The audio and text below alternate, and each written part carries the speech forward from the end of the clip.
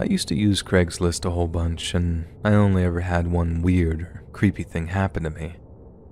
To this day, I still don't know if it was real or just some elaborate prank, but it definitely left me with a feeling of unease for a few weeks after.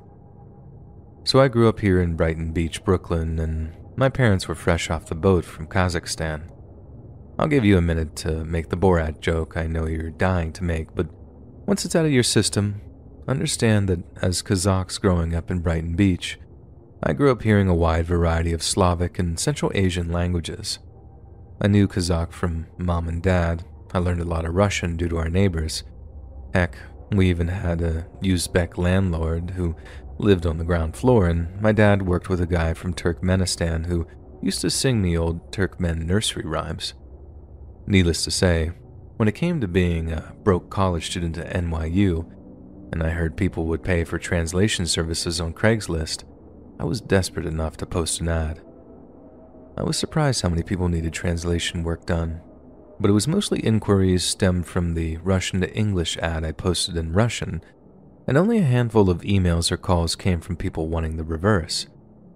Then, one day I get an email from a random email address asking if I could translate some Russian into English. I replied saying sure, and they ended up emailing me 2 paragraphs of what looked like handwritten letters. I say they were letters, but they didn't have any names or addresses attached to them.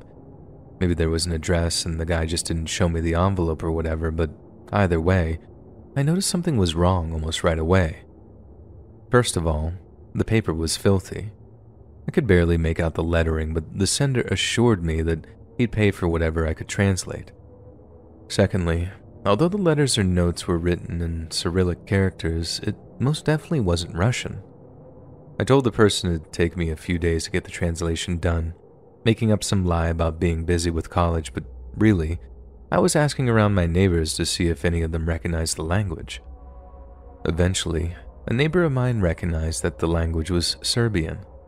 They didn't speak any Serbian, but they knew enough to recognize it, and more importantly, they knew someone could translate it. I printed out 2 black and white copies of the photos.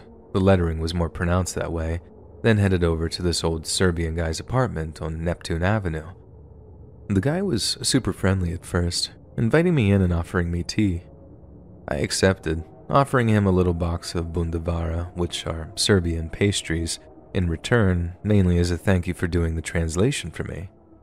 We sit down, he puts on his glasses, I hand him the printouts, and he begins to study them.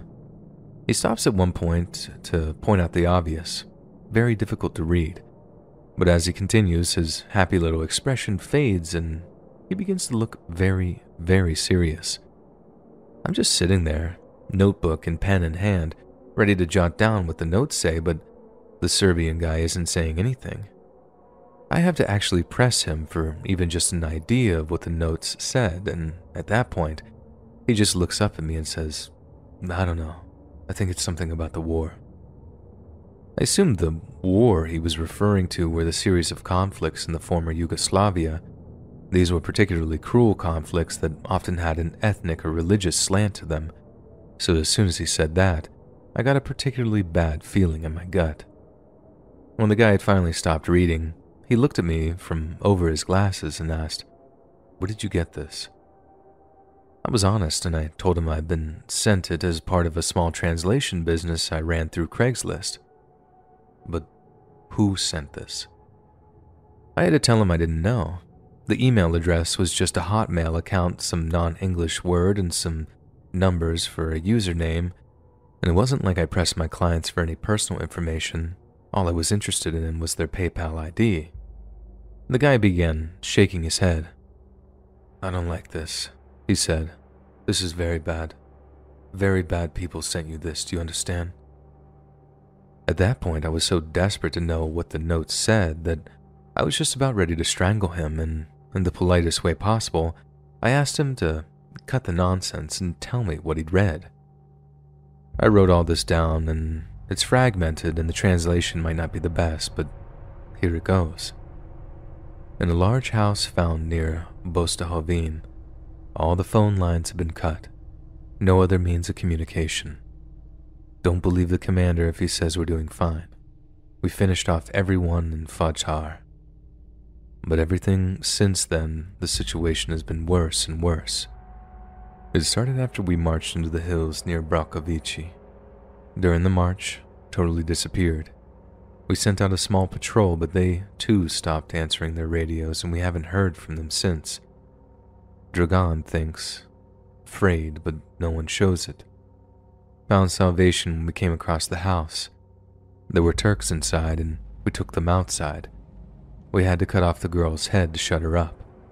The other bodies were still moving when we carried them away and tossed them. So many bullets, more didn't help. We buried them deep, but in the morning the pit had been dug up. They were gone. The Turk fighters here are different. Kolha, they only come at night. It's like they can see in the dark. You must ask command to send everyone they can, Kolha, or I'm afraid we won't live to see the dawn. I remember the chill that ran through the air when the guy stopped talking, and I suddenly understood why he was so agitated after reading through the notes.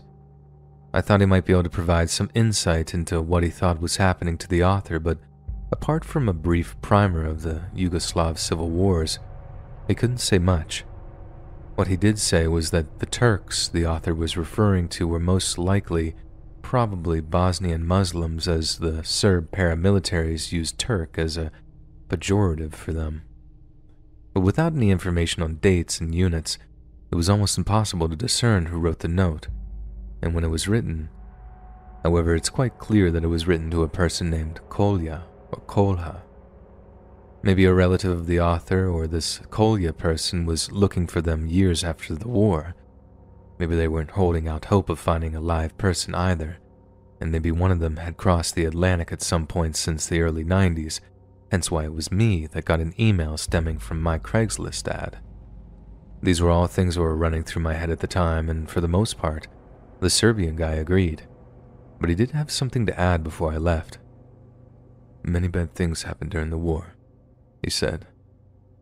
And this too is very bad, but it's also, how you say, proklet. He used a Serbian word, but it was one with its roots in the Russian word of the same meaning, so it didn't need any translating. Cursed. I'm not gonna lie, I was definitely freaked out by whatever vague story the notes told, but I just thought it was some small piece, a clue even in some wider, more tragic tale. I just went home, sent the original emailer their translation, got paid, and went about my business. It wasn't until much later on that I started to really mull over what the note said, and there was this one week where I basically obsessed over it, trying to interpret meaning, filling in the gaps, and even Googling a couple of the places' names. But I think it's that line that reads, "Bodies were still moving," that sticks with me the most. They talked about decapitating someone, and the body was still moving? I'm not saying anything supernatural was happening. I imagine a headless person is a lot like a headless chicken. But then I start to consider the part where it said, it's like they can see in the dark, and my imagination really starts to run away with me.